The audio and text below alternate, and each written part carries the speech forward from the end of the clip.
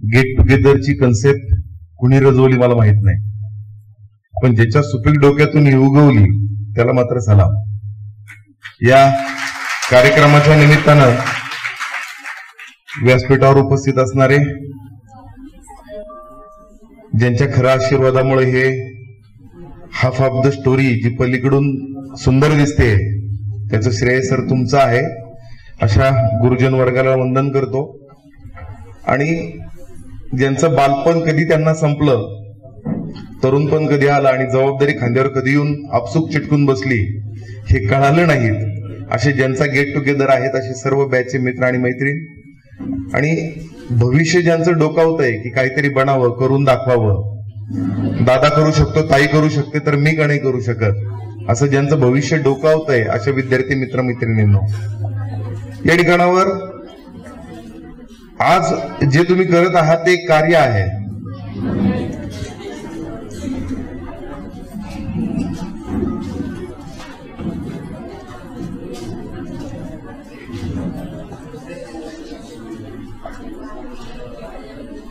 कुठलंही कार्य पार पडत असताना ते इतके सहजासहजी नाहीये. आज आम्ही कार्यक्रमाला येतो, या ठिकाणावर पाहतो इतके छान विद्यार्थी इथं बसलेले आहात, तुम्ही देखील रोजच्या व्यापातून सगळं सोडून इथपर्यंत आलेला आहात. हे कार्य एक लग्नाचं कार्य काढल्यासारखं असतं. आज शिक्षकांना विशेष दाद देतो, मॅडमचं विशेष कौतुक करतो की यांच्यातला शिक्षक काही केले संपत नाही, आज पण तुम्हाला बिनधास्त दम दिला. आणि सगळ्यात महत्वाची गोष्ट आहे की आजही दम दिल्यानंतर तुम्ही मात्र सावरून बसला आणि बोलायचं थांबवलं. हे आपल्याच मातीत होऊ शकतं, रयतच्या मातीत होऊ शकतं.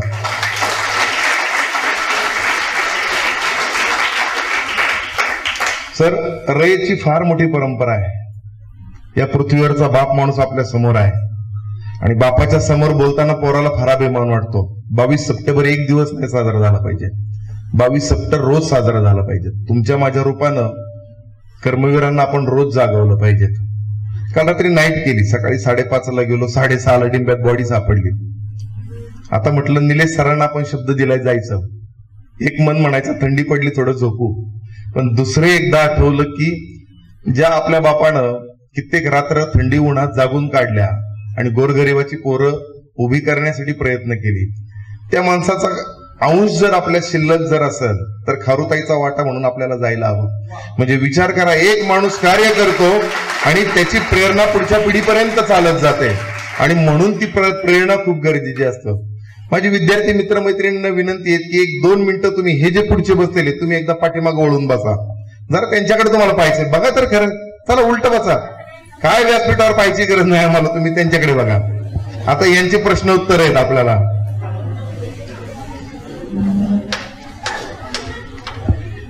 मित्रांनो, मी जे दाखवते ना ते तुमचं भविष्य आहे.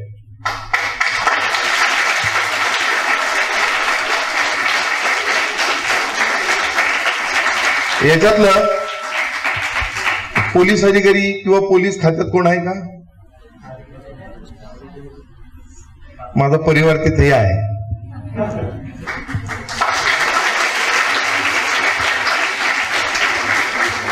याच्यातले शिक्षक झालेलं कोण आहे? शिक्षक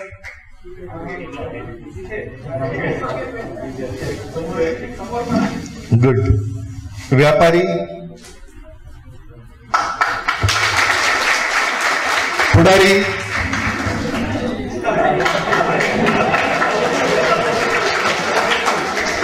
शेतकरी,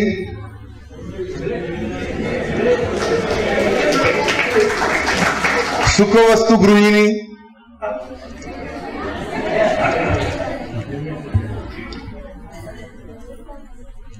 आता चोर कोणी हे विचारता येणार.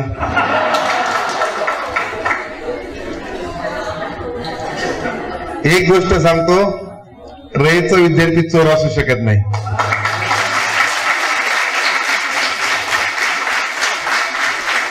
तुम्हाला पाठमोर करून बसवायचं कारण आहे, समोर पाहू शकता. आता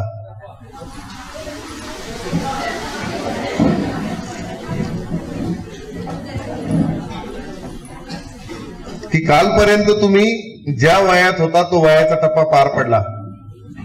गेट टुगेदरची तारीख तुमची 8-15 दिवसापासून सुरुवात होते. मग काही पोरं जिम करायला सुरुवात करतात. आपण थोडं बेटर दिसलं पाहिजे.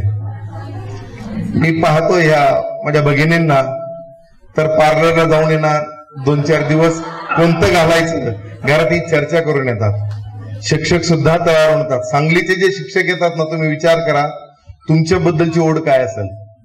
तुम्ही जेव्हा माहेरवाशीन म्हणून कुठे निघून जाता तेव्हा तुमची गावाचे किलोमीटर जर मोजले तर ते मोजणं किलोमीटर मध्ये सोपं आहे, पण इथपर्यंत येण्याचा प्रवास हा तुम्हाला प्रिपरेशन केल्याशिवाय झाला नाही. आणि त्याच्यामुळे तुम्ही इथे येताय ना, तर हे एक गोजीरवाणं रूप आहे. आज तुम्हाला मी जे वाक्य सांगतो ती काळ्या दगडावरची रेष आहे.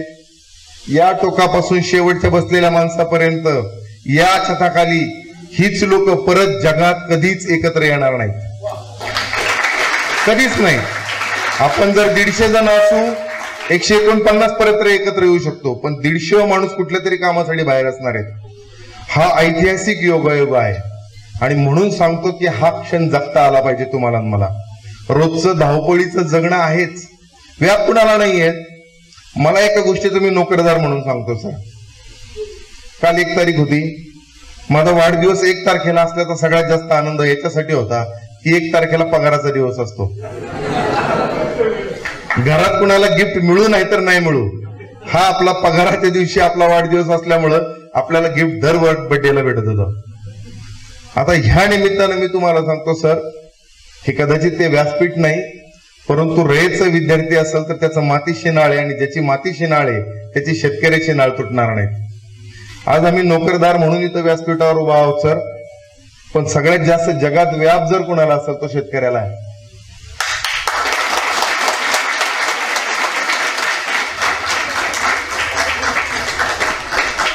साहेब, काळ जे पेरलं ते उगवलं की नाही गॅरंटी नाही.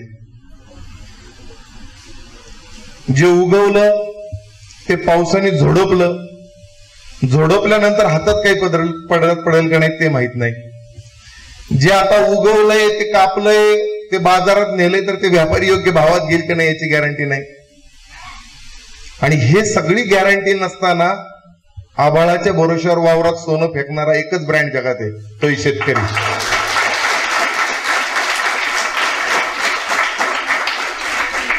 जगात तुम्ही कुणाला फॉलो करताय मला माहित नाही. आपापला हिरो आपण चॉईस करायचा आहे. मी म्हणतो म्हणून कुणाला फॉलो करत असाल तर तुमचं अपयशाचं पहिलं पाऊल तुम्हीच उचललंय. तुम्ही डिसाईड करा की मला कुणाला फॉलो करायचंय, की म्हणून माझं असं प्रामाणिक मत आहे की तुम्ही असं काहीतरी म्हणा जगाने तुम्हाला फॉलो केलं पाहिजे.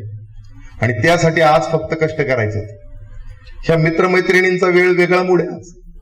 ते कदाचित ह्या लेक्चरच्या मानसिक स्थितीत काय आहेत, म्हणजे मी या कार्यक्रमात का, असा मला प्रश्न का येतानाच पडला की आज तुमची मानसिकता ती नाही की कुछ आज पडेंगे आज कुछ सुनेंगे. आता तुम्हाला हितगुज करायचंय. तो सध्या काय करतो, ती सध्या काय करते, आणि त्या काय करतो ह्या चक्करमध्ये आयुष्याची गेली 21 वर्षाची चाकं वेगवेगळ्या दिशेला इतकी उधळली तितकी उधळली. म्हणून एकदा यांना वळून सांगितलं की वर्गात काहीच न येणारा आज येताना फॉर्च्युनर मध्ये आलाय. सो मेरिट हे तुमचं फक्त एका क्षेत्रावर डिपेंडंट नाहीत. मार्क, तुमची टक्केवारी फक्त तुमचं आयुष्य ठरू शकत नाहीत. म्हणून मी तुम्हाला प्रत्येक क्षेत्रामधल्या लोकांना हात वर करून एकदा बघून घ्या म्हटलं. आणि ह्या शिक्षकांना ह्या विद्यार्थ्यांच्या सगळ्या फड्या माहिती होत्या. कोण सिन्सिअर आहे, कोण आगावेत, कोण खूप कष्ट करतो, कोण अजिबातच करत नाहीत, शेजारच्यावर डिपेंड राहून पेपर कोण सोडवतो, इथपासून सगळं माहिती आहे. आणि हे सगळं असताना तुम्हाला याच्यासाठी उलट फिरून दाखवलं की जर ते करू शकतात तर मी का नाही.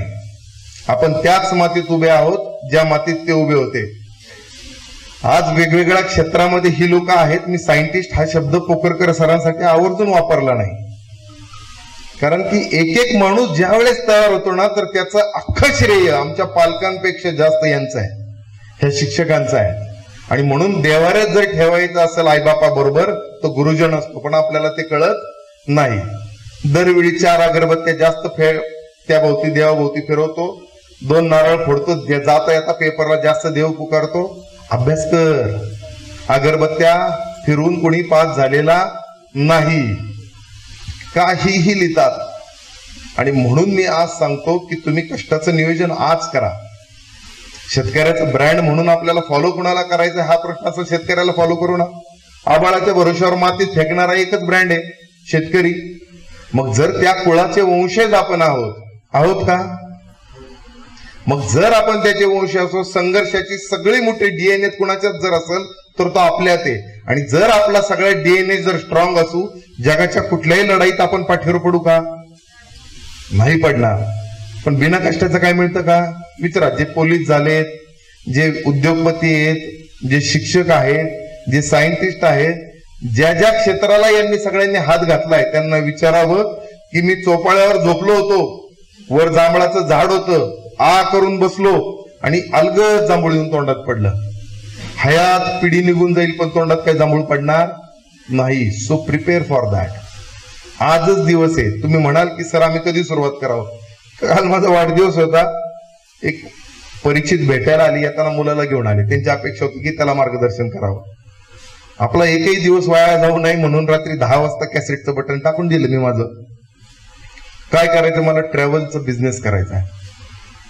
काय असतो बिझनेस माहित नाही, गाडी कुठली घ्यायची माहिती नाही, याच्या पहिलं कुणी केलंय, त्याचं यश जाऊन पाहिलंय का? नाही. त्याचं अपयश कुणी पाहिलंय का? नाही. त्या व्यापारात अपयश आल्यानंतर आत्महत्या झालेला एखादा माणूस तुम्हाला माहिती आहे का? नाही. कसं काय शक्य आहे? म्हणून मी कायम दरवेळेस माझी इच्छा वाक्य सांगतो. आर्ट ऑफ वॉर नावाचं बुक आहे सुन त्झू, ज्यानं लिहिलेलं चिनी तत्ववेत्ता आहे. त्याच्या 4 ओळी मला आयुष्यात फार प्रेरणा देतात. माझी प्रेरणा खरं छत्रपती शिवाजी महाराज आणि माझी आई आहे, परंतु ह्याच्या 4 ओळी आपल्याला भाग पाडतात की विचार कर एकदा. If you know enemy, know your self, need not the worry the result of 100 of battles. आणि ह्याच्या ठिकाणी आपल्याला जर माहिती आहे की माझी ताकद काय आहेत, माझी शक्तिस्थानं काय आहेत, मी काय करू शकतो आणि माझ्या पुढचं आव्हान काय आहे, हे जर मला माहिती, जगात पराभव व्हायचं काय कारण आहे? अजिबात नाही. पण दुर्दैव असं आहे की तुम्हाला जर वयाच्या 21व्या वर्षी स्वप्न फक्त कॉलेजचीच पडत असतील, गुलाबी पत्रांच्या व्यतिरिक्त आपलं आयुष्य नसल, आपल्यातला आर्चिन परशा मरतच नसल, तर तुम्ही तुमच्या कॅरेक्टर म्हणून तुम्ही तुमच्या भविष्याकडे काय पाहणार आहात? आता पाठीमागे बसलेला कोणी असं आहे का की बाबा आपलं लग्न झालेलं नाही, आपलं लाईफ सेटल नाही? कोणी आहे का?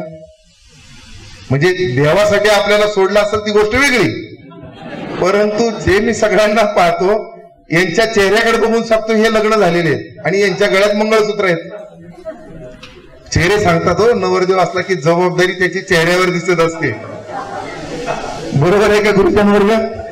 म्हणजे तुमच्या चेहऱ्याकडे बघून जास्त झालं तर आयुष्याची 30-35 वर्ष सांभाळले तुम्ही. मग ह्या सगळ्या टप्प्यात तुम्ही इथपर्यंत ज्या वेळेस येता, पुढच्या पिढीला काहीतरी द्यायचंय की नाही?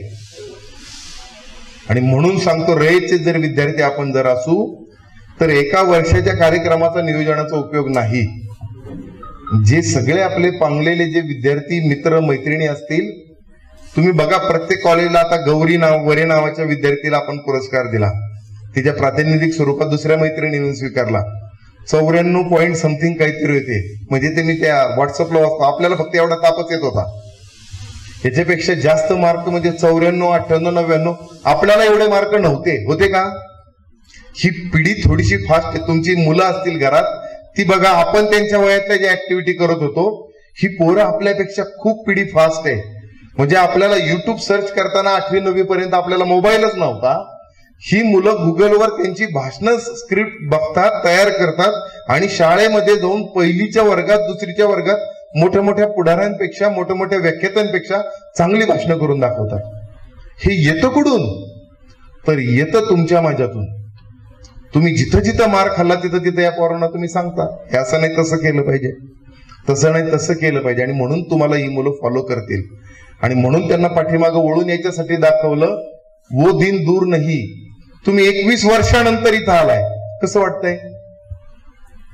एका शब्दात जर प्रतिक्रिया द्या म्हटल्यावर काय वाटतं? पोलीस मित्र आमचे काय सांगाल? एका शब्दात सांगा की इथं आल्यावर कसं वाटतंय?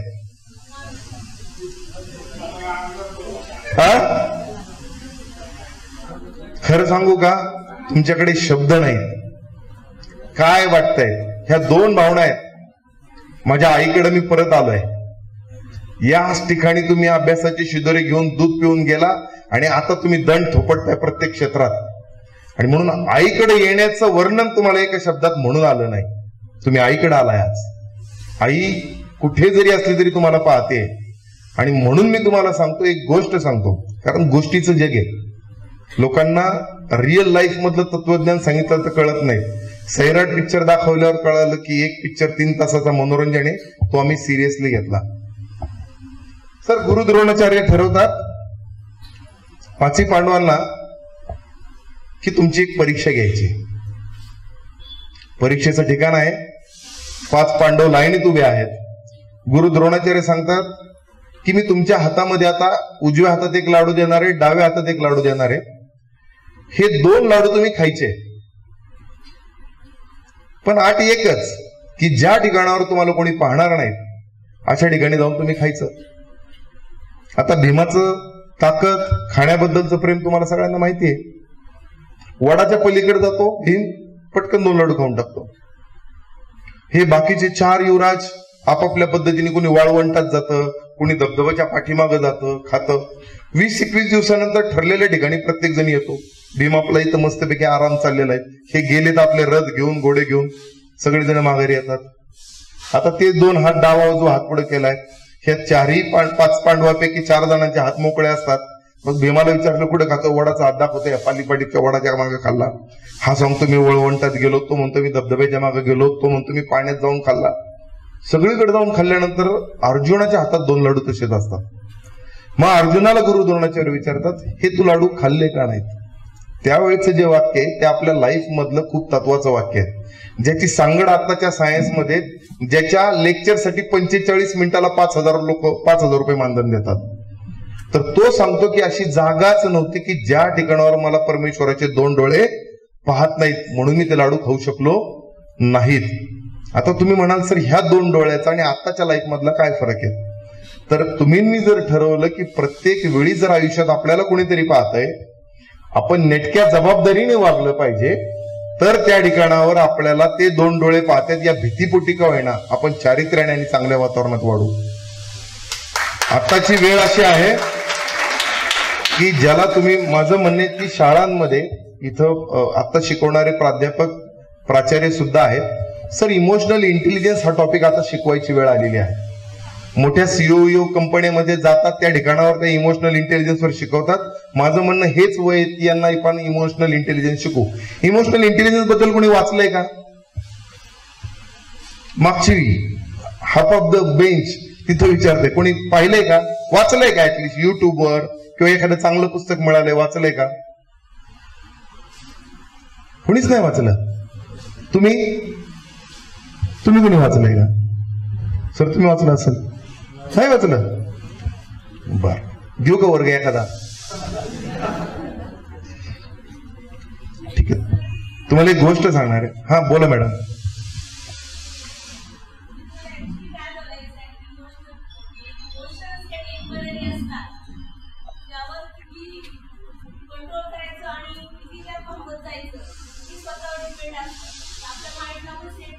ग्रेट, टाळ्या.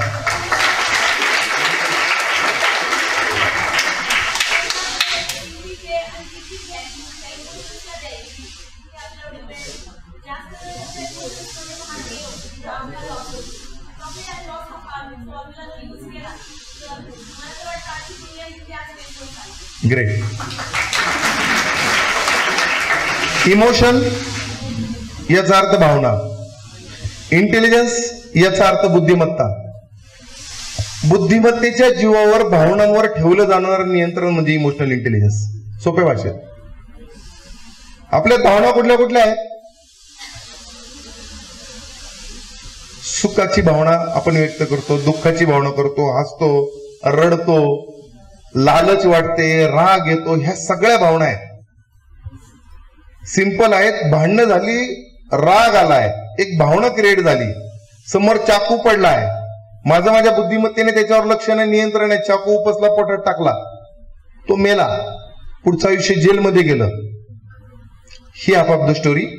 बुद्धिमत्ता सांगते चाकू मारण्यासाठी नाहीत, मी ते भांडलाय तर पोलीस स्टेशनला जातो, तक्रार देतो, चाकू हा हत्यार त्याने आणलंय, तेच पोलिसांना सांगतो, तो चाकू नेऊन दिला, तो जेलमध्ये, हा घरात सुखरूप भविष्याच्या साठी. वडील माझा, बाप माझा शेतकरी आहे, त्याच्यावर खूप कर्ज झालेलं आहे, त्याचं रोजचं मरण मी बघू शकत नाही, म्हणून माझी भावना सांगते बापासाठी काहीतरी करायचंय.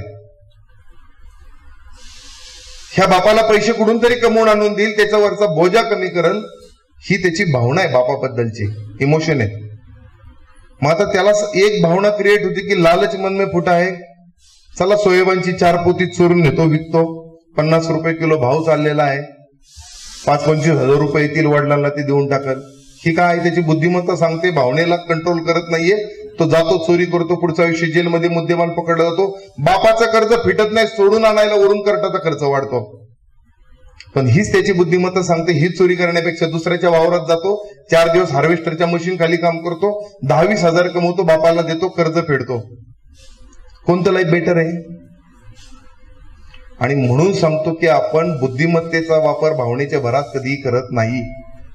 सायबर क्राईम जेवढे मी पाहतोय त्या ठिकाणावर तुमची कुठली तरी एक भावना तिथं पिक पॉइंटला जाते.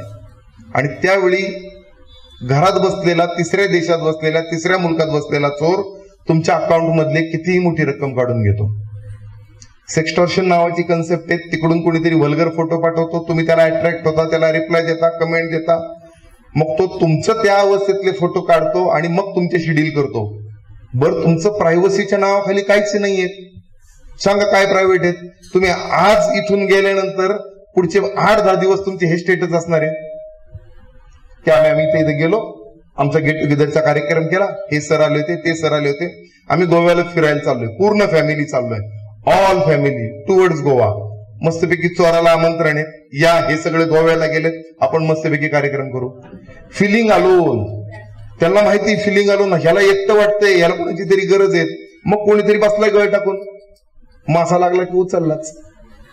ह्या सगळ्या भावनांवर तुम्हाला मला जे झाकून ठेवायचंय ते झाकताच येईना, आणि जे मन भरून सांगायचंय ते सांगताच येईना. मन भरून सांगायचंय, जाऊन बापाला सांगा, अण्णा, मी अण्णा म्हणतो, अण्णा, ह्या जगाच्या पृथ्वीवर सगळ्यात सुंदर बाप माझा आहे, सगळ्यात कर्तृत्ववान बाप माझा आहे, मला तुम्हाला सांगायचंय, मी तुमच्यावर जगात सगळ्यात जास्त प्रेम करतो. सांगा तुम्ही शेवटचं कधी सांगितलंय? आपल्या बापाला आपण सांगतच नाही की मी त्याच्यावर खूप प्रेम करतो. जाऊन सांगा आईला, जगातली सुंदर सगळ्यात आई जर कोणाची असेल तर ती माझी आहे. आई, तुझ्या हाताच्या रेषा पुसल्या गेल्या माझं भविष्य लिहिता लिहिता, आणि तू सगळ्यात चांगली आहे. सांगा मोठ्या भावाला जाऊन की दादा, मी तुझ्या खांद्यावर बसून अख्ख्या बाजारपेठात फिरलो होतो, जमिनीसाठी वाद करून आपलं नातं नाही खराब करायचं. माझ्या जगातला सगळ्यात मोठा वाघासारखा माझ्या पाठीमागं कोण असेल तर तो माझा भाऊ आहे. सांगा जाऊन त्या भावाला, त्या बहिणीला सांगा, मी 4 वर्षाचा होतो तेव्हा आई गेली, मी मला आईला पाहिलं नाही, पण तुझा चेहरा आईपेक्षा वेगळा कधीच नव्हता ताई. हिस्सा मागताना आपण भांडण्यात करण्यात मजा नाही, जाऊन तिच्याशी मनमोकळं बोला. कुठलाही मित्र, भांडणं झाली 7वी 21 वर्षानंतर सुद्धा दुरावा आहे, मी पहिलं बोलू का तू पहिलं बोलू का, बोलायचंच नाही. हे बोलायचंय, इथं मोकळं व्हायचंय. आला प्रेशर, शेअर करा. सुसाईडचे फासाचे दोर तर रोज आजूबाजूला पडलेले आहेत. जगण्यासाठीची कारणं संपत चाललीत, मरण्याची कारणं इझी अवेलेबल आहेत. नाही पिकलं घे फाशी, नाही मार्क पडले घे, नवरा रागानं बोलला, नाही स्वयंपाक चांगला केला मर, कर्ज झालं मर. छत्रपतींनी आमच्या जर असं छोट्या छोट्या काढण्यासाठी मरण केलं असतं तर तहानंतर दिलेले सगळे किल्ले आपण मिळवले नसते. जिथं थांबायचंय तिथं कळते, मग लढायचं का कळना. परत आलो शेतकरी ब्रँडवर. आपला बाप लढतोय तर आपल्याला शरणागती पत्करून चालेल का? हत्यारं टाकून पाठ दाखवून पळता येईल का? आठवा सिंहगड, तुमचा बाप मरून पडलाय, पुढं पळताय बेकडांनो. परतीचे दोर कापल्यानंतर तुम्ही जर थांबत असाल तर तुमच्या शिरत्वावर कुठेतरी प्रश्न निर्माण होईल की नाही. म्हणून आजपासून रोज तुमच्या पिढीला शिकवायला लढायचंय. माझा मुलगा जिल्हा परिषदेच्या शाळेत शिकतो, हे सरांना माहिती आहे. पिंपळगाव खडकीच्या शाळेत, जिल्हा परिषदेच्या शाळेत शिकतोय. शिक्षण व्यवस्थेवर आणि कुटुंब व्यवस्थेवर आपण कॉन्सन्ट्रेट करायची वेळ आलेली आहे. जे झाकायचंय ते झाका, जी गोष्ट प्रायव्हेट आहे ती प्रायव्हेटच ठेवा. तुम्हाला ते होईना. आपण सोने दागिने मी पाहतो ह्या वटसावित्रीच्या ह्याला फेरे मारतात, पोलीस बुमलून सांगत असतो काही पदराच्या खाली दागिने झाकून ठेवा. अजिबात नाही. ऊसाचं कालचं बिल आलेलं असते, कालच 5 तोळे केलेले असतात, मग ते दाखवायला नको का? म्हणजे हे मैत्रिणींच्या मध्ये काय भानगड आहेत तिला दाखवायला पाहिजे. साडी नवीन आणली की 3 दिवस ग्रुपवर ओढतात, मी बायको आहे माझी, मी घरात तसाच आहे जसं यांच्या चेहऱ्यासारखा माझाही चेहरा बघून तुम्ही सांगू शकता. त्याच्यामुळे हीच परिस्थिती आहे की दाखवण्यात, शो ऑफ करण्यामध्ये आपल्याला प्रत्येकाला स्वारस्य राहिलेलं आहे. शो ऑफ करण्यापेक्षा रिअलिटी ऍक्सेप्ट करू ना. जसा आहे तसा माझा परिवार आहे. I am happy with that. नाही केले नवऱ्याने 15 तोळे, क्या फरक पडताय भाई. आपला नवरा आपल्याला लक्ष्मीच्या जागेवर वागवतो, त्याला तिथं खूप मोठा रिस्पेक्ट देतो.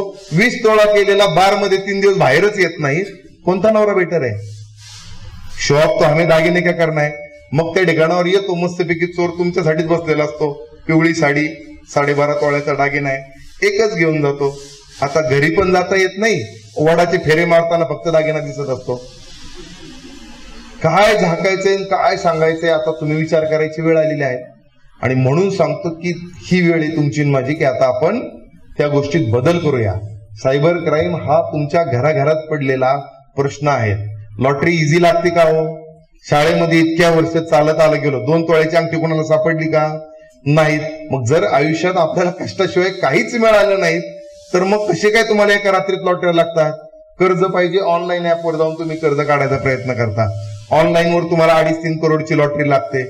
ओटीपी देता तुम्ही, इन्शुरन्स काढलाय. अरे एकदाच कांद्याचं तुझ्या वावरात जर कांद्याचंच पीक आहे, ज्वारीच्या विम्याबद्दल जर फोन आला तर तू का माहिती देतो.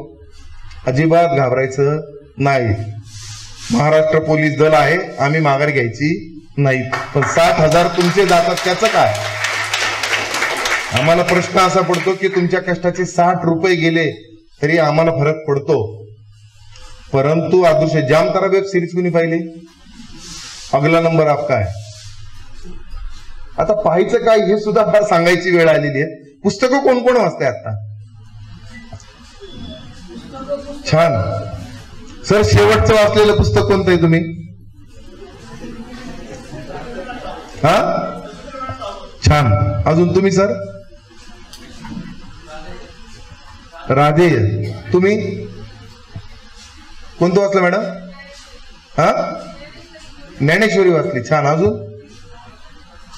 आता मला सांगा सर, मी माझ्या घरात प्रयोग केला तो सांगतो. माझं काय वैयक्तिक आयुष्य मी तुम्हाला सांगितलं ना, जे लपवायचे ते मी 100% लपवणार, पण जे सांगायचे ते 100% सांगणार. सर माझा 7 वर्षांचा मुलगा आहे. एक दिवस मी पोलीस स्टेशनवरून लवकर गेलो होतो. 6x6चा बेड आहे. डाव्या बाजूला मी, मधी पोरग, उजव्या बाजूला बायको. माझ्या हातात माझा एक फोन, पोराच्या हातात त्याचा खेळायचा फोन आणि बायकोच्या हातात तिचा फोन. आम्ही तिघही फोन पाहतोय आनंदानं. 1-1.5 तास झालं. मला असं जाणवलं 1.5 तास आपण एकाच बेडरूम मध्ये आहोत, एकाच बेडवर आहोत आणि तिघही जण आपण एकमेकाशी एकही शब्द बोललो नाही. म्हणजे मुलगाही नाही, मीही नाही आणि बायकोही नाही. तिघांचे 3 फोन चाललेत. आणि मला जाणवलं की आपण आपल्या पिढीला काहीतरी चुकीचं करतोय. मी उठलो, हॉलमध्ये गेलो, बुक शेल्फ मधून एक पुस्तक काढलं. बुक शेल्फ मधून पुस्तक काढलं, काहीच बोललो नाही. मी वाचायला सुरुवात केली. के विजयकुमार सरांचं वीरप्पन नावाचं पुस्तक आहे ऑपरेशन कोकूनवर, ते मी वाचायला सुरुवात केली. पुस्तक आल्यानंतर आपण पहिले त्याला रोल करतो, चित्राचे काय असेल ते पाहतो, पाठीमागं काय त्या लेखकाचं आहे त्याबद्दल वाचतो आणि पहिल्यापासून आपण पुस्तक वाचायला सुरुवात करतो. माझं 15-20 मिनिटाचं पुस्तक वाचून झाल्यानंतर आमच्या मालकीनबाई उठल्या. त्याही हॉलमध्ये गेल्या. बुकशेल्फ मधून त्यांनी एक पुस्तक काढलं, दिवाणवर त्यांच्या जागेवर येऊन बसल्या. मी वाचतोय, मी शांत, ती वाचते, ती शांत. आता युवराज पुढची पिढी, त्यानं मोबाईल हे दोघांनी ठेवल्यानंतर त्याला खेळायचा मूड तयार झाला. दिवाणच्या डाव्या बाजूने जायचं, माझ्या खांद्यावर बसायचं, इकडून पाय टाकायचा, आईच्या खांद्यावर पाय टाकायचा, तिकडून उतरायचं, त्याचं खेळणं सुरू झालं. आम्ही कोणीच काही बोललं नाही. मी तिला तसं सांगितलं काहीच म्हणू नको. आता थोड्या वेळानंतर पठ्याला जाणवलं की पुस्तकातून काय आपल्याला लक्ष देत नाही. तो गेला, बुक शेल्फ मधून एक पुस्तक काढलं, त्याच्या मापाचं 15-20 पानांचं पुस्तक, आला आणि मध्ये पुस्तक घेऊन बसला. आता इतक्या वेळ झाल्यानंतर मी तो विषय सोडून दिला. आता पुढची स्टोरी आहे की ही मुलं तुम्हाला किती मायन्युटली फॉलो करतात. माझी पोस्टिंग नगरपुणा हायवेला होती. मी गावाला सुट्टीला चाललो होतो. मी ड्रायव्हिंग करतोय, डाव्या सीटवर बायको बसलीये, मधल्या ठिकाणी ब्रेकच्या ठिकाणी जिथं हँड रेस्ट आहे तिथं वाघ बसलाय माझा. एक अँब्युलन्स आम्हाला ओव्हरटेक करून गेली. तो मला सांगतो, पप्पा वीरप्पनची अँब्युलन्स. माझ्या डोक्यात प्रश्न एक पडला की याला वीरप्पन माहिती कसा. दुसरी गोष्ट, वीरप्पनची अँब्युलन्स कशी. मग मला आठवलं तो खांद्यावरून जेव्हा पास होत होता त्यावेळेस मी ते ऑपरेशन कोकून मधलं जे अँब्युलन्स मध्ये ऑपरेशन झालं मी त्याचे फोटो पाहत होतो. आणि वीरप्पनची जे पुस्तकाचं नाव आहे तर बाप काय पाहतोय तो पाहत होता. आणि मग ह्या पठ्ठ्याला जे वाचायचा नाद लागला, एक दिवस दरवाजा हात उघडतो, त्याला माहिती की आपला वेळ बेवेळ जो येतो तो आपला बाप असतो. बेल वाजवली, दरवाजात उभा राहिला, कमरेवर हात ठेवले दोन्ही, विठ्ठलाच्या पोजमध्ये माझा बारका विठ्ठल. पप्पा ते असं कसं लिहू शकतात. आता मी विचार केला की समीक्षकाचा प्रश्न जर माझ्या 7 वर्षाच्या पोराला पडत असेल, ह्याने असं काय वाचलंय. मी शेल्फ बघत बसलो, काय यानं वाचलं, ती तिच्या कामात, ह्याचा प्रश्न माझ्या पाठीमाग बुंक घेऊन ते असं कसं लिहू शकतात. मग मी त्याला विचारलं तुझा प्रश्न काय आहे. त्यानं सांगितलं गोविंद पानसरेंचं जे पुस्तक होतं शिवाजी कोण होता ते पुस्तक पठ्ठ्यानं त्याच्या कव्हरवरचं त्याचं हे वाचलं होतं. मग त्याचा प्रश्न होता पप्पा शिवाजी महाराज कोण होते असं विचारायला लिहायला नको का त्यांनी. तो शिवाजी कोण होता असं एकेरी कसं लिहू शकतात. ज्यावेळी तुमच्या माझ्या पिढीला कळतं की आदर कोणाचा करायचा, सन्मान कोणाचा करायचा, तुमचं माझं आयुष्य यशस्वी नाव. त्या पोराला समीक्षकाचा प्रश्न पडण्यापेक्षा आपल्या पोराला वाटतं की शिवाजी महाराजांना कोण होते हाच आदर पाहिजे. मग छत्रपती का नाही लिहिलं. मी नाही शिकवलं ओरडून त्याला. जेव्हा सावरकरांचं 20 पानांचं पुस्तक वाचतो, 4 दिवस जेवताना सावरकर आमच्यात असतात. पप्पा तुम्हाला माहिती का कुठल्या इथून उडी मारली होती, त्यांच्या मम्मीचं काय नाव आहे, त्यांच्या पप्पांचं काय नाव आहे, त्यांच्या भावाचं काय नाव आहे, ते का म्हणत होते नेमजसीने. याचा अर्थ 7 वर्षाच्या मुलाला कळत नाही हे समजायची गरज नाही. मग आता प्रश्न आला एकत्र कुटुंबाचा. आपण ज्यावेळेस जावेबद्दल बोलतो, दिराबद्दल बोलतो, भावाबद्दल बोलतो, भावकीबद्दल बोलतो, तीच ईर्ष्या त्याच्या मनात तशीच पेरली जाते. ज्या चुलत्याला त्यानं बापा इतकं प्रेम केलं पाहिजे तो त्याला हेट करायला सुरुवात करतो. आणि आपला परिवार आपल्या पद्धतीने कात्रत कात्रत कात्रत जातो. आणि मग कोरोना झाल्यानंतर कळलं की गावाकडच्या भावाकडे येऊन राहिलं तर जीव वाचतो. तोपर्यंत नाही. जब तक खिसा गरम है तब तक नाते की कोई किंमत नहीं थी. मग आज तुम्हाला ज्या वेळेस पैसे संपल्यानंतर कळतं आपण खतरनाक लोक आहे. 100 रुपये खिशात येतोपर्यंत आपण माघार घेत. शेवटचे 10 रुपये राहिली ना सर, त्यावेळेस आपल्याला खर्चाची किंमत कळते, 10 रुपयाची किंमत कळते. आणि म्हणून सांगतो 90ची घमेंट करू नका आणि शेवटचे 10 कसे वापरायचे हे मी तुम्हाला सांगायची गरज नाही. आज या ठिकाणी आलो तर त्या ठिकाणी आपण परिवार म्हणून आलो. एकमेकाच्या सुखदुःखात जाऊया ना यार. दरवेळी स्टेटसवर रिप ठेवण्यात काय मजा आहे. बोलत जाणं, मैत्रिणीला फार प्रेशर आहे, तिचा नवरा नाही चांगला वागवत, दारू पितो, मारतो, बोलूया ना यार, टेन्शन न घेऊ. मी आहे ना. तुम्ही खिशातलं काही काढून देत नाही, देणार पण नाही. मला माहिती आहे कुणीच देत नाही. माझ्याकडे पोलीस स्टेशनला येतात ना, साहेब असा गुन्हा दाखल करा, तू तिच्या पोरीच्या अकाउंटवर 5 लाख रुपये टाक, मी त्या परपंचाचं वाटोळ होईल एवढं कागद बनवतो. कुणी कुणासाठी येत नाही, कारण तुम्हाला माझं पडलंय ना. सो या निमित्ताने ज्यावेळेस सर गेट टुगेदरला आलेला आहात तर त्या ठिकाणी प्रॉमिस करू आपण एकमेकाला, जर मित्र असू, जीवाभावाचे असू, आयुष्यभरासाठीचे असू, तर तुझ्या प्रत्येक सुखात मित्र मी आहे, तुझ्या प्रत्येक दुःखात मी आहे. आणि जर प्रत्येक सुखात दुःखात जर असेल तर आपलं जग किती मोठं आहे. आता ही गोष्ट आहे, मी रिपीटेडली सांगतो सर, पण ह्या विद्यार्थ्यांना काहीच दिलं नाही असं होईल, कारण की हे सगळे बाउन्सर चालले, डकपण करता येणार. पण यांच्याशी बोलू वाटलं सर. आज तुमच्या चेहऱ्यात मॅजिक आहे की तुमच्याशी बोलल्याशिवाय राहणार नाही. तुम्ही वेगळी लोक आहे. वेगळी याच्यासाठी की सांगलीवरून येणाऱ्या आपल्या बापाला भेटायसाठी तुम्ही सुद्धा दुसऱ्या गावावरून आला. हे बाप बेट्याचं प्रेम याच्यापेक्षा मोठा सोहळा काय असू शकतो. आणि म्हणून सांगतो, जाग हो जाण्यापूर्वी वेळ. आता प्रेमाच्या बाबतीत नाही बोलणार, नात्याच्या बाबतीत बोलतोय. नातं जपा, जाण्यापूर्वी वेळ. परत ही लोक नाहीत. ह्या मॅडम आज हसताना दिसत आहेत. अजून 10-20 वर्ष गेल्यानंतर आपले आयुष्य मॅडमला लागू, पण कदाचित नसतील. एकदा थँक्यू म्हणू ना, लॉ ऑफ ग्रॅटिट्यूड पाळू ना. शरीर पूर्ण देवाने एवढं सुंदर दिले, हात दुखत असतो, त्या दिवशी कळतं हाताची किंमत काय. तोपर्यंत थँक्यू म्हणायला कधीच विसरलो नाही. 100 गोष्टी देवाला निसर्गाला न चुकता मागितल्या असतात. पोराचं ऍडमिशन तेवढे होते, दिदीचा ताप तेवढा जाऊ दे, व्यापारात बरकत येऊ दे, नोकरीत बॉसचा प्रेशर नाही राहू दे, सगळं मागितलेलं असतं. देवानं 99 पण पूर्ण केलेले असतात, पण त्याला थँक्यू कधी म्हणत नाही आपण. आणि एक गोष्ट म्हणा होत नाही, साला देवाने माझं काही जुगाड जमून दिला नाही बाबा. एकाचा रिग्रेट करताय ना तर 99चं थँक्यू पण म्हणू ना, का नाही म्हणायचं. म्हणून आज सगळ्यांनी मिळून सर आम्ही जे काय आहोत तुमच्यामुळे आहे, थँक्यू.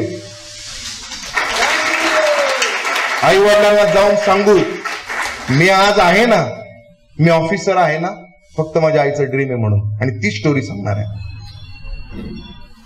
सर एकत्र कुटुंबात मी वाढलो, आजही अभिमानानं सांगतो मी एकत्र कुटुंबातच आहे. मला माणसांशिवाय जगता येणार नाही, मला एकटं जेवता येत नाही, मला माणूस शेजारी पाहिजे. मी एकांतात जे करतो, जेवलो ना एकटं, मला त्या दिवशी चोरी केल्यासारखं वाटतं की चोर खातोय, अपराधी खातोय. परिवारात जेवल्यानंतर वाटतं की आज आपण जेवलो. ह्या एकत्र कुटुंबात जन्म घेतला. पुण्यात वडील होते म्हणून मी पुण्यात होतो. 1ली ते 3रीचं शिक्षण झालं महानगरपालिकेच्या शाळेत. त्या ठिकाणी बाईंपेक्षा आई असलेल्या शिक्षिका मला भेटल्या. खरे बाई, किती मारला असेल आठवत नाही, पण जोही फटका मारला तो खांद्यावर बनून चमकतोय आज.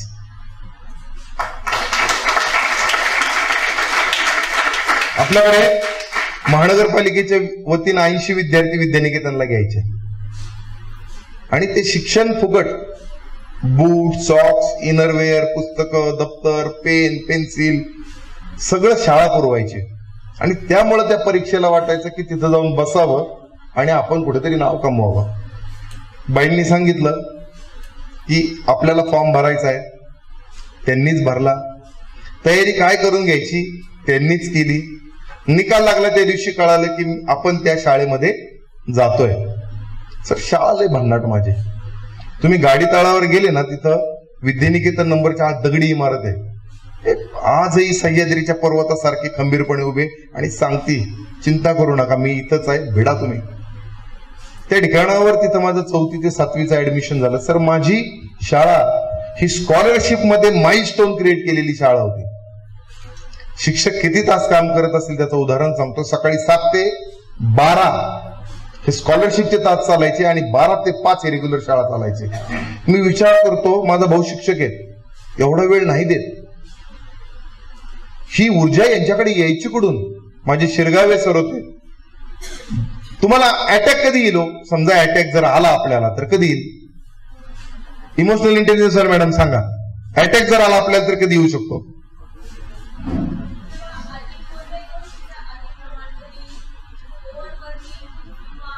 म्हणजे तणावातून अटॅक येईल. ओके. पोलीस कशातून अटॅक येऊ शकतो, कशातून. अति तणाव. माझ्या शिरगावे सरांना अटॅक जो आला ना, त्यांचं स्वप्न होतं की महानगरपालिकेचं पोरग स्कॉलरशिपला राज्यात पहिलं आलं पाहिजे. आणि त्यांच्या त्या सोहळ्यामध्ये सर टाळी वाजवताना माझं स्वप्न पूर्ण झालं. ती टाळी वाजवताना माझ्या सरांना अटॅक आला. आणि मी अभिमानानं सांगतो मी त्यांचा विद्यार्थी आहे. ज्या शिक्षकाला वाटत होतं की गोरगरिबाची पोरं शिकली पाहिजेत, ती पुढे सरकली पाहिजेत, अशा शिक्षकांच्या हाताखाली आपण तयार झालो. आणि म्हणून आज खांद्यावर असणाऱ्या स्टारचं योगदान जरी समाज म्हणून सांगत असं की तुम्ही अभ्यास केला. मी बुद्धिमत्ता चाचणीच्या IQ केचून सोडत होतो ना, तेव्हा शिरगावे सर मला आठवले. माझं बुद्धिमत्तेच्या बरोबर मराठीचे ज्या वेळेस व्यासंग वाढवत होतो ना, त्यावेळेस मला माझे स्कॉलरशिपचे सर आठवत होते. मी जे जे तयारी केली त्या प्रत्येक कळसाचा पाया यांनी उभा राहून स्वतःला गाडून तयार केलेला आहे. आणि त्या शाळेमध्ये स्कॉलरशिपची क्रेज प्रचंड होती आणि मी थोडासा जास्त खेळकर होतो. मला अभ्यासाबरोबर खेळात म्हणजे जे क्रिकेटचा नाद होता तो अत्यंत प्रचंड होता. प्रत्येकाच्या शाळेच्या दप्तरामध्ये वह्या, पुस्तकं, पाटी, पेन्सिल असतील. माझ्याकडे एक एक्स्ट्रा आयटम होता, तो असायचा बॉल. कारण की बॅटीची गरज काय नव्हती, पाटीचीच बॅट व्हायची. सर गेले 10 मिनिटं तरी मधल्या पॅसेजमध्ये पिच, प्लॅस्टिकचा बॉल एवढा सुरू. आणि त्या शाळेमध्ये ज्यावेळी स्कॉलरशिपच्या अ तुकडीमध्ये प्रवेश घेतला जे काय करून घेत होते ते खरं शिक्षकच करून घेत होते. मारापोटी करत होतो का भीतीपोटी करत होतो माहित नाही, पण करत होतो त्यांच्या सांगण्याप्रमाणे. निकाल लागला, स्कॉलरशिपचं शिष्यवृत्तीचं पास झालो. गुणवत्ता यद्दा लागली 235 मार्कांची. मला कुणीही किरण भालेकर या नावाने कुणी म्हणतच नव्हतं. शाळेच्या माझ्या जोडगे शिपाई मावशींपासून मुख्याध्यापकांपर्यंत भाल्याचा शॉर्ट फॉर्म भाल्याच म्हणायचे मला. त्या ठिकाणावर मी अख्ख्या शाळेचा भाल्या होतो. 235 मार्काचं मेरिट लागलं. जावळकर नावाच्या बाई होत्या. जावळकर बाईंना वाईटच, एखादा दुसरा नसता सिलेक्ट झाला तर पण आपला भाल्या व्हायला पाहिजे. आता आपल्याला काय गम पस्तावा नाही. मग एक दिवस शाळेत नोटीस आली, जे गुणवत्ताधारक विद्यार्थी आहेत त्यांना महाराष्ट्र शासनाच्या वतीनं महाराष्ट्र दर्शनाची सहल मिळणार आहे, तर त्यांनी आपापल्या पद्धतीने पुन्हा एकदा नावं नोंदवा. ते नावं नोंदवल्यानंतर हे काहीतरी वेगळं होते असं मला वाटायला लागलं. मग काय वेगळं होतंय हे समजण्यासाठी जावळकरबाईंकडे गेलो, माहिती घेतली. जे विद्यार्थी स्कॉलरशिप मध्ये गुणवत्ता यादीत आलेत त्यांना फुकट ट्रिपला महाराष्ट्र दर्शनाला नेणार आहे. आता आपला प्रश्न पुढचा ठेका, बाई मला पण न्या. मी आमच्या अण्णांना सांगतो बसची फी भरतो पण मला न्या. आता बाईंचा नाव इलाज की गुणवत्ताधारक विद्यार्थ्यांनाच फक्त न्यायचं, ह्याला कसं न्यायचं. मग बाईंना विचारलं की गुणवत्ताधारक म्हणजे काय. मग बाईंनी सांगितलं जो कोणी वेगवेगळ्या स्पर्धेत पाहिला येईल. मग कुठल्या कुठल्या स्पर्धा, मग लंगडी, खो खो, निबंध स्पर्धा, वक्तृत्व स्पर्धा, हस्ताक्षर स्पर्धा, स्विमिंग, कुस्ती, खूप स्पर्धा आहेत. म्हटलं आपण क्रिकेट व्यतिरिक्त जगात कुठला खेळ खेळलेलो नव्हतो. क्रिकेटमुळे पळता येत होतो तेवढा एक आपला खेळ. बाईंजवळ हातपाय आपटून झाल्यानंतर कळलं की आपल्याला ह्या कुठेतरी यावं लागल तरच आपल्याला ट्रिपला जायला भेटतंय. मग नोटीस जी दुपारची 3 वाजताची यायची उद्याच्या भविष्यातल्या स्पर्धेची, वर्गात कुणी हात वर करू नाहीतर नको करू, भाल्याचा हात वर असायचा. लंगडीची स्पर्धा झाली. आम्ही आमच्या फायनल मध्ये गेलो. फायनल मध्ये जिंकल्याचा आनंद सुद्धा साजरा केला आणि साजरा केल्यानंतर कळलं की आम्ही एका गुणाने हारलो. मग मला ते कुंजीर नावाचे सर आठवत आहेत. आमचे सर म्हणले कदम सर की या माणसाने काहीतरी गोंधळ केला म्हणून ही पोरं माझी जिंकली नाहीत. मग फक्त एमईटीची हवा सोडली, एवढाच निषेध व्यक्त केला. पण एका गुणाचा घोळ होऊ शकतो हे मला वयाच्या 7व्या-8व्या वर्षीच कळालं होतं. हा टप्पा पार पडला. स्पर्धा झाली, हस्ताक्षर स्पर्धा झाली. 3रा नंबर आला. बाईंकडे गेलो, मॅडम आता बाई गुणवत्ता यादीत आलोय, मला न्यावं लागतंय. बाल्या फक्त पहिले 2च नेणार आहेत. आमची मी लाल एसटीत ठेवलेली बॅग माझी का खाली येत होती याचं काय मला उत्तर मिळत नव्हतं. त्याच्यानंतर एक नोटीस आली, आपल्या वर्गात कुणी नाट्य करण्यासाठी इच्छुक आहे का. नाटकं लई येत होती पण व्यासपीठावर डायलॉग बोलून नाटक मला कोणी शिकवलेलं नव्हतं. वर्गात डावीकडे बघितलं, 2-4 चुनचुनीत पोरांनी हात वर केला होता. बाकी कोण करते का नाही वर भाल्याचा हात वर. आपल्याला ट्रिपला जायचं होतं, आपल्याला बसमध्ये बसायचं होतं. हात वर केला, गेलो. एक सामाजिक प्रबोधनाचं नाटक होतं, विनोदी नाटक होतं. विनोदी प्रधानाची भूमिका घेतली होती. पण 10 वर्षाचं पोरग ज्या वेळेस त्या बालगंधर्वच्या व्यासपीठावर जाऊन नाटक करणार आहेत, एवढं ते मोठं व्यासपीठावर बघितल्यावर छाती निम्मी तिथंच दबती. बरं आमचं पाठांतर कसं की पहिला डायलॉग हिचा, दुसरा त्याचा, 3रा 4था 5वा माझा 7वा डायलॉग आहे. मनातल्या मनात मोजायचा, आता आता माझा, आता माझा. आणि आमचा जो शेवटचा जो शिक्षकाचा डायलॉग होता सेकंड लास्टचा, ते घाबरलं, त्याचे पहिले 2 डायलॉग विसरला आणि त्यांनी त्याचा शेवटचा सेकंड लास्ट जो डायलॉग होता तो बोलला. आता तो बोलल्यानंतर ज्यांनी आठवून ठेवलं होतं की ह्याच्यानंतर आपला डायलॉग आहे त्यांनी बोलला. आमचं नाटक सुरू व्हायच्या अगोदर संपलं. आमची बॅग उचलून परत खाली. वाईट एकाच गोष्टीचं की आपल्याला कोणी नेणार नाही. नोटीसची वाट बघायची. 3, 3:15 वाजले की कुठल्या स्पर्धेत आपल्याला यश येत नव्हतं. एक दिवस नोटीस आली, आपल्या वर्गात कोणी पैलवान आहे का. आई शपथ घेऊन सांगतो माझ्या मागच्या पिढीत कोण पैलवान नव्हतं, पुढच्या पिढीत कोण पैलवान होईल याची गॅरंटी नव्हती. डावीकडे बघितलं एकाचा हात वर नाही, उजवीकडे बघितलं एकाचा हात वर नाही, बाल्याचा हात वर. आपण हे पैलवान. कदम सर घेतलं. पुण्यामध्ये राष्ट्रीय तालीम आहे तुम्हाला माहिती असेल, त्या ठिकाणी गेलो. वजनी गट केला, खाऊन पिऊन आपण एकदम चांगल्या घरातले होतो, चांगल्या वजनी गटात आला. आम्हाला वाटायचं की वयाच्या भरोश्यावर असतं. पहिलवान वजनी गटावर असतो. आपण वयाने लहान वजनाने महान अशा टप्प्यामध्ये तिथे जाऊन वजन बिजन केली. वजन केल्यानंतर जाणवलं की हे मातीत उचलून टाकतात एकमेकाला. आपल्या डोक्यात ही मारामारी. आईने सांगितलं मारामारी करायची नाही. वजन केलं. दुसऱ्याच्या कुस्त्या बघत होतो ना तेव्हा रिलॅक्स होतो. कदम सरांनी सांगितलं आता तुझा नंबर आहे. टेन्शन आलं. हौद्यात उतरवलं. तो पैलवान लंगोटावर, मी अंडरपॅन्टवर. आता त्यांनी तो प्रोफेशनल, त्याच्या आई वडिलांना त्याला पैलवानच करायचा होता. तो प्रोफेशनल दंड थोपटायचा. मी त्याचं बघून माझे दंड थोपटायचं. त्याचा आवाज यायचा, माझा यायचाच नाही. पण आपलं आपण ब्रँड शेतकऱ्याचा माघार घ्यायची नाही. तो दंडाने आवाज काढायचा, मी तोंडाने आवाज काढायचा. ऐ ऐ.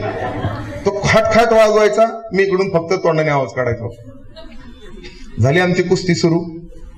त्यानं माझी ताकद आजमवली. पुढचा डाव टाकला. मला ओढला. तोंडात माती, डोळ्यात माती. आई आठवली. त्या काळात जेव्हा मी खूप अभ्यास करून ज्या शिवाय शिकलो होतो, जितक्या एका दमात त्याला शिवाय देऊन टाकल्या सगळ्या. अजिबात हाय गई नाही. माघार घ्यायची का नाही. शिवाय देऊन टाकल्या. आणि मग जिथं बुक्की बिलकुल फ्रीस्टाईल मारामारी केली. कदम सर हौद्यातून मला बघत होते. सरांना मी खाली विचारतोय, सर जिंकलो का नाही. सरांनी मला असा उचलून बाहेर काढला, तुला डिस्क्वालिफाय केला म्हणले. आमची एसटी ठेवलेली बॅग परत खाली. खूप वाईट वाटायचं. चला मी लय आदबतोय पण माझं काय टार्गेट सेट होय ना. मला काय कोणी सोयलीला नाही ना. जावळकर बाईंकडे आपलं दर 2-4 दिवसांनी एक फेरा मारायचो. बाई न्या ना मला. पाय आपटून 1-2 माझी लहानपणीची परेड जर कोणती केली असेल तर ती बाईंजवळ 1-2 बाई मला न्या. बाई मला काय न्यायला मोकळ्या नव्हत्या. एक दिवस नोटीस आली, आपल्या वर्गात कोणी जलतरणपटू आहे का. वर्गात डावीकडे बघितलं, एकही जलतरणपटू नाही. उजवीकडे बघितलं, कोणीच नाही. त्याला हातवर. आता काय होते माहित नाहीत. केम हॉस्पिटलच्या पुढे रास्ता पिठेत तिथं समोर एक टँक आहे बघा महानगरपालिकेचा. माझं दुर्दैव होतं, मला पोहता येत होतं पण पाण्याच्या वरून नाही. कॅनल वाहतात ना तुमचे, तसं त्या कॅनलला वरून उडी मारली का प्रेशरने तिरकं बाहेर निघतं. आणि तेही अंडरग्राऊंड माशासारखं. वरून पोहता येत नव्हतं. नाव नोंदवलं. बाई घेऊन चालल्यात. जावळकर बाई, पवार सर, दोघं. बाई मला तेव्हाही जाताना विचारतात, भाले पोहता येतं का. हा येतंय म्हणलं मॅडम. गेलो. उभं राहिले तर फ्लॅप वाजतो. त्याच्यानंतर उडी मारायची, ते पलीकडे जायचं. एवढं निळं पाणी मी काही आयुष्यात टँक पाहिलेला नव्हता. मनात विचार केला, जर पडला नाही बाहेर निघला आपणच मरत असतोय. ट्रीप राहिली बाजूला. आई बापाला आपल्या पोरग राहणार नाही. उसना अवसर घेऊन पायच उचला ना माझा. जसं जसं टँकच्या पलीकडे कपडे काढायच्या ठिकाणी जातोय ना, माझा पायच उचलत नव्हता. बाईंनी सांगितलं, भाल्या मी पलीकडे उभं राहणार आहे, पवार सर इथं उभे आहे. तिकडे जर पहिला आला ना तुला मी घेऊन जाणार आहे सहलीला. सर उभं केलं. उभं केल्यानंतर बघितलं उजवीकडं, सगळे माझ्यापेक्षा उंच उंच पोरं. म्हणलं काही निभाव लागत नसतो. बाईंनी सांगितलं होतं तिकडे जर पहिला बाहेर निघाला तर मी तुला ट्रिपला घेऊन जाईल. मला पाण्याच्या वर पोहता येत नव्हतं, हे मला मर्यादा माहिती होती. माझ्या डोक्यात सगळ्या फ्लॅप वाजल्यानंतर मी काही केलं मला आजपर्यंत आठवत नाही. मला जावळकर बाईंनी उचलून बाहेर काढला. बाहेर आल्यानंतर कळलं की आपण मेलेलो नाही, आपण सुखरूप जिवंत आहे. आणि त्यावेळी मला बाईंनी सांगितलं की भाल्या तू पहिला आलाय.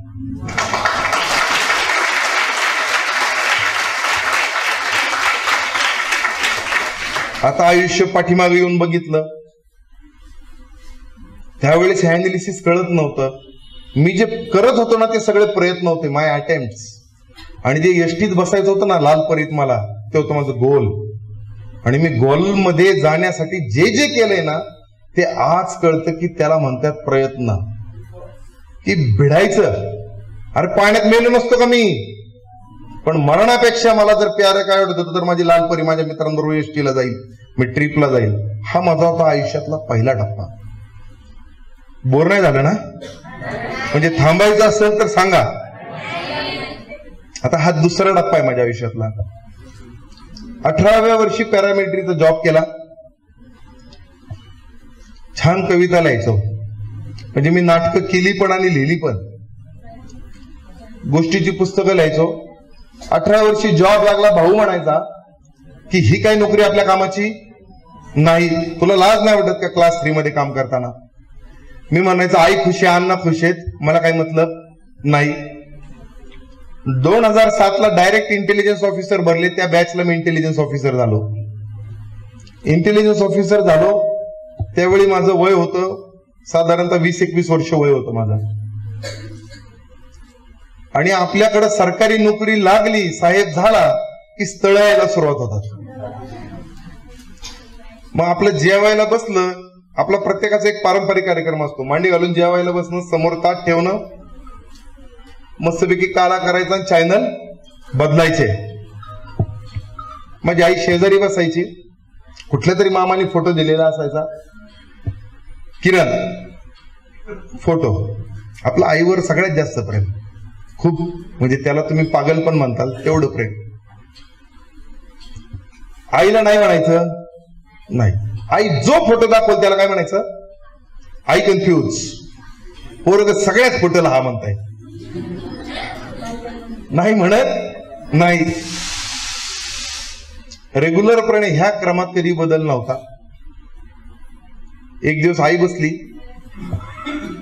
शेवग्याची काळ्या मसाल्याची भाजी केली होती, बाजरीची भाकरी, आवडणारा शिरा हाताटात करून ठेवलेला होता. मस्तपैकी आपला चॅनल बदलायचं काम चालू होतं. बाजरीची भाकरी चुरली, आई शेजारी बसली. शेवटचा घास खाऊ घालेपर्यंत मांडीला मांडी कोण लावून बसते ना, ती फक्त आई असते.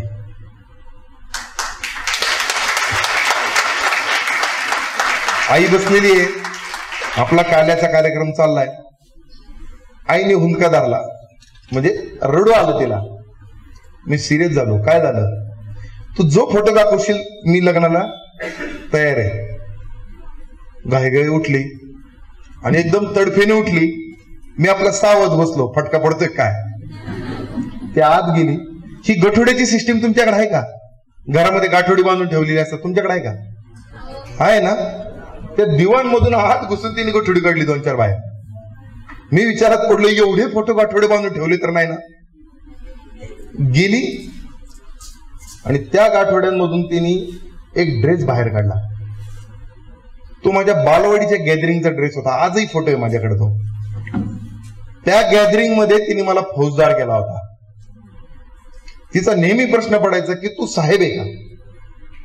मी म्हणायचो आई मी खरंच साहेब आहे. पण तिला मी इंटेलिजन्सचा जॉब हा सिव्हिल जॉब आहे, सिव्हिल ड्रेसवरचा जॉब आहे. मी तिला आयडेंटिटी कार्ड दाखवायचो, पेमेंट स्लिप दाखवायचो, तरी ती प्रश्न विचारायची तू साहेब आहे का? मी म्हणायचो आहे. मित्रांना फोन करून सांगायचे तू तरी सांग मी साहेब आहे. ते सांगायचे, तिला काय मान्य नाही. तो ड्रेस काढून दाखवला, मला म्हटले की याला साहेब म्हणतात, मला असा साहेब पाहिजे.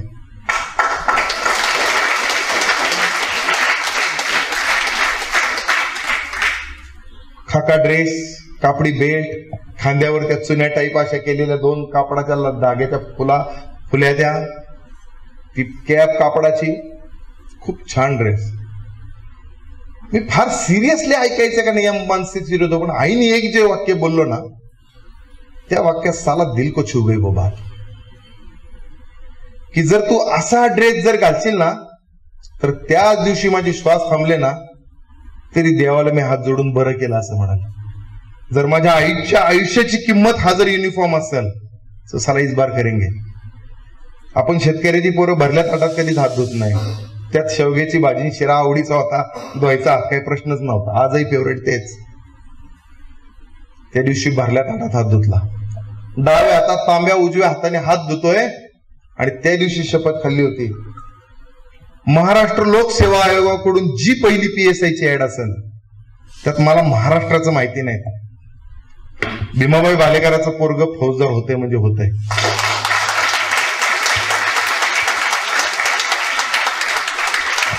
की तुम्ही शपथ समजा, प्रण समजा, माझं वचन समजा, काय समजायचंय समजा. पुढे किती वाघ मारले त्याच्याबद्दल पण बोलणार नाही, किती अभ्यास केला ते पण सांगणार नाही. निकाल लागायच्या अगोदर 2.5 महिने अगोदर हा युनिफॉर्म आणून शिवून घरात लावला होता.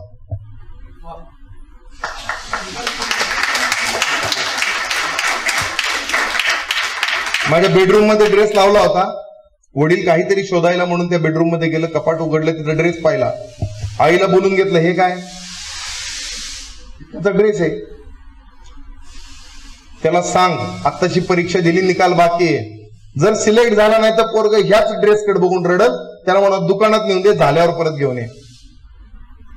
आई आली माझ्याकडं, अण्णा असं म्हणतात, पण ती एकदा पण म्हटली नाही की ड्रेस परत नेऊन दे. तिला वाटत नव्हतं की वर्दी या घराच्या बाहेर गेली पाहिजे म्हणून. 10 जानेवारीला निकाल लागला सर. बेडरूम मध्ये गेलो, अख्खा ड्रेस घातला. आई हॉलमध्ये बसली होती, कुणालाच माहिती नाही निकाल लागलेला आहे. आई हॉलमध्ये मांडी घालून बसलेली, आईच्या समोर जाऊन उभा राहिलो. माझ्या आयुष्यातला खांद्यावर 2 स्टार, ती आईला अपेक्षित असणारी टोपी, ब्राऊन बेल्ट, ब्राऊन शूज, असा पूर्ण युनिफॉर्म मध्ये किरण कारभारी भालेकर बापाचं पूर्ण नाव लिहिलेलं नेमप्लेट मध्ये आईच्या समोर उभा राहिलो. आयुष्यातला पहिला सल्यूट कुणाला केला असेल तर माझ्या आईला केला होता.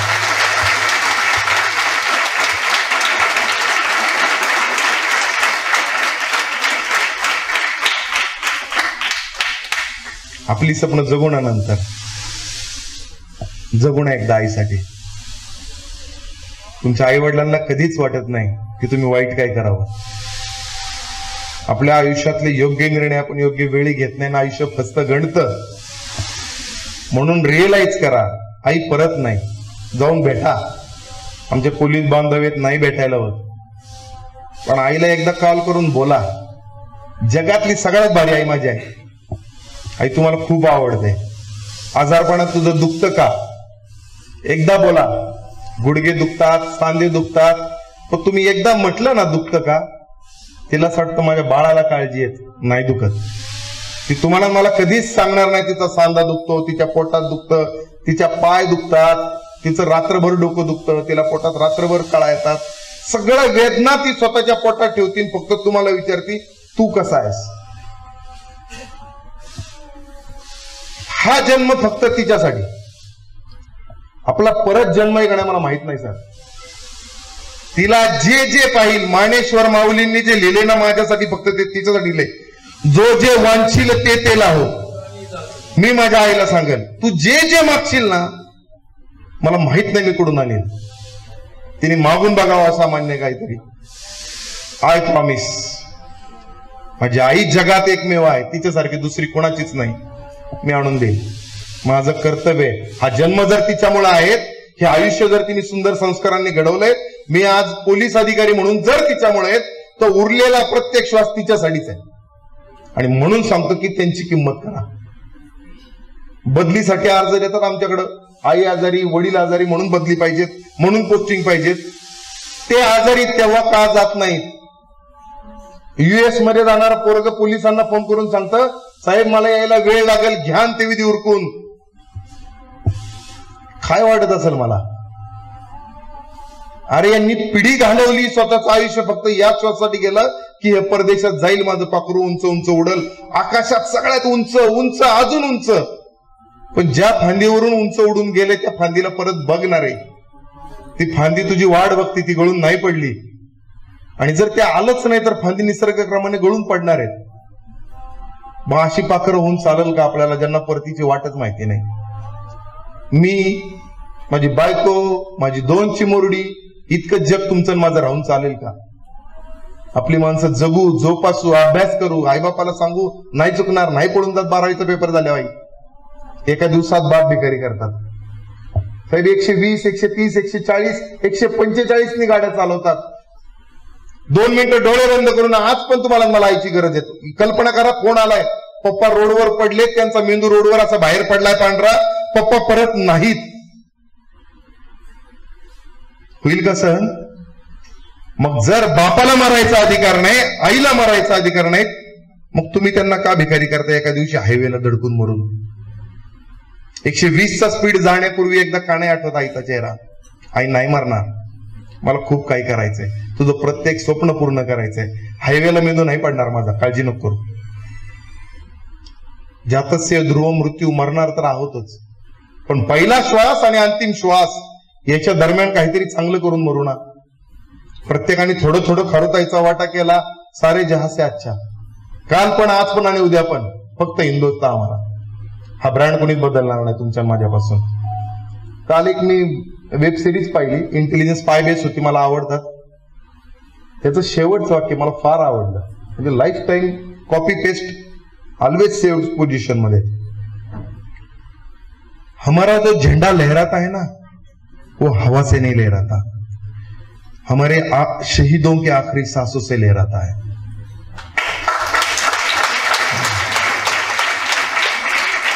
सो प्रणाम करू त्यांना जे फर्स्ट लाईन ऑफ डिफेन्सला तुमच्या माझ्यासाठी लढतायत. प्रणाम करू त्यांना, कोरोना झालं तरी वावरात झिजला, तुम्हाला मला दाणा पुरवला त्याला. आणि प्रणाम करू यांना ज्यांच्यामुळे आज तुम्ही भाषणं ठोकताय. आणि प्रणाम करून त्यांना ज्यांनी श्वास दिला, ज्यांनी इथपर्यंत लायक बनवलं आणि प्रत्येक पिढीचं उत्तरदायित्व सांभाळण्यासाठी त्यांनी निर्माण केलं. तुमच्या सगळ्यांचे आभार मानतो. चांगल्या आई वडिलांची चांगली मुलं म्हणून दाखवू. कालही भारत सर्वश्रेष्ठ होता, आजही आणि उद्या राहील. वी प्रॉमिस आणि येस वी कॅन. आणि म्हणून ते आपण सगळ्यांनी मिळून करू. तुमच्या उज्ज्वल भविष्यासाठी मनापासून शुभेच्छा देतो. पुन्हा एकदा कधीतरी गेट टुगेदरच्या निमित्तानं भेटू. तुम्ही असेच सुखी असाल, हसऱ्या चेहऱ्यात असाल, दुःख असेल तर शेअर कराल. तुम्हालाही मनापासून शुभेच्छा देतो. तुमच्याही भावी स्वप्नांना शुभेच्छा देतो. तुम्हाला आमचंही आयुष्य लाभो अशी देवाचरणी प्रार्थना करतो आणि थांबतो. जय हिंद, जय महाराष्ट्र.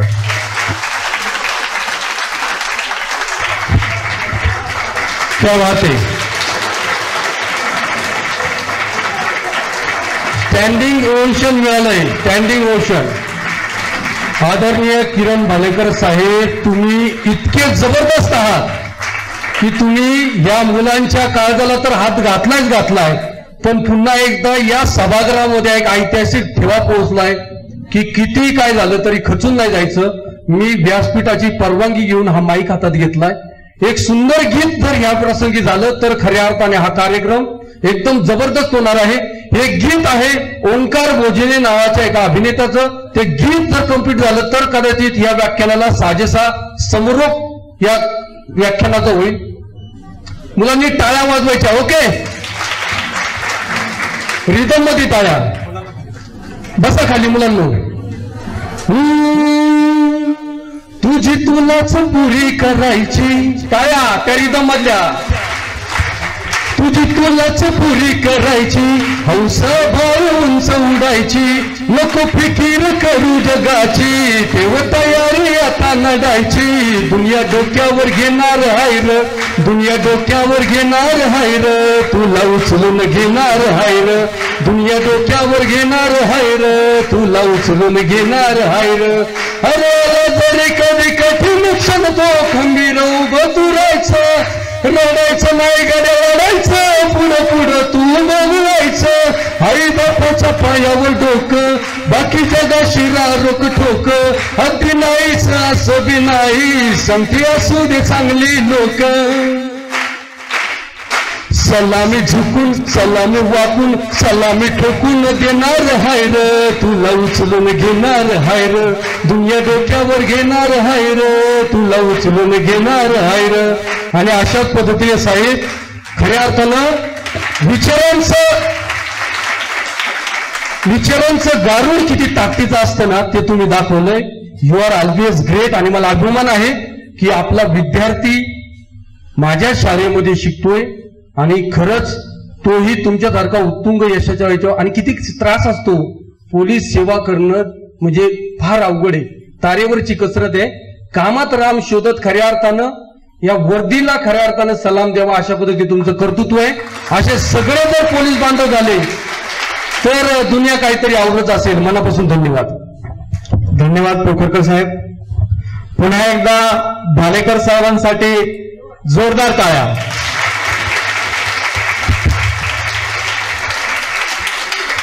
साहेब, आपण या ठिकाणी आमच्या विनंतीला मान देऊन आलात आणि या ठिकाणी जे व्याख्यान आता आपण आमच्या सर्वांसमोर दिलं, खरं तर अतिशय हृदयस्पर्शी, अगदी हृदयामध्ये हात घालून प्रत्येक गोष्टीची जाणीव करून एका शेतकरी कुटुंबामधून अशा प्रकारचं उत्तुंग व्यक्तिमत्व तयार होऊ शकतं. आणि अशा प्रकारे आपल्याकडे पाहून मला एक गोष्ट आठवते, जेव्हा आपण नारोडीच्या व्यासपीठावरती होतो तेव्हा आपण एक उदाहरण दिलं होतं त्या विद्यार्थ्यांना की पुष्पा नावाचा फिल्म आला होता आणि त्या पुष्पा नावाच्या फिल्म मध्ये विद्यार्थ्यांचा हिरो कोण असतो? पुष्पा. तर साहेबांनी त्या ठिकाणी सांगितलं होतं की पुष्पाचं कॅरेक्टर काय आहे, एक प्रचंड मोठा चोर. आणि अशा एका चोराला जर आपण आयडॉल बनत असेल तर मला वाटतं ते चुकीचं आहे.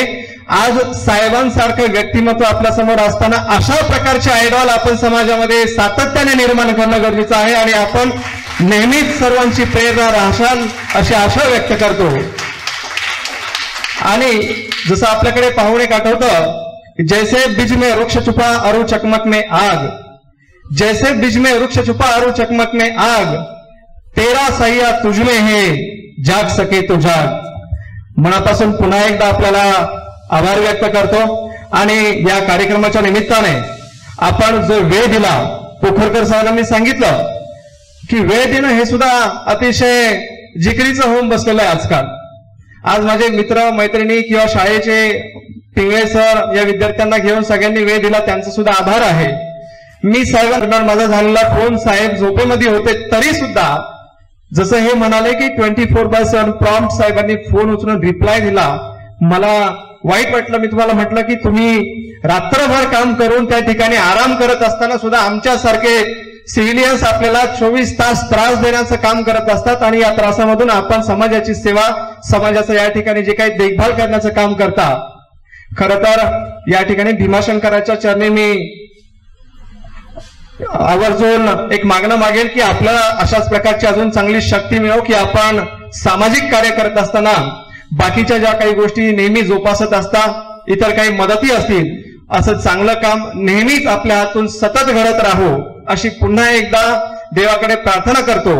आणि आमच्या कार्यक्रमाला उपस्थित राहिल्याबद्दल सर्वांच्या वतीने माझी बॅच 5वी ते 10वी 1997 ते 2002 SSC 2002 या ठिकाणी उपस्थित असणारे आमचे सर्व गुरुजन, शाळा समिती, मधुअप्पा बोराडे, भगवाननाना बोराडे, त्यांच्यासोबत असणारे सर्वच मान्यवर, उपस्थित शिक्षक मित्र आणि या ठिकाणी असणारे विद्यार्थी, या सर्वांच्या वतीने पुन्हा एकदा मनापासून आपलं आभार व्यक्त करतो.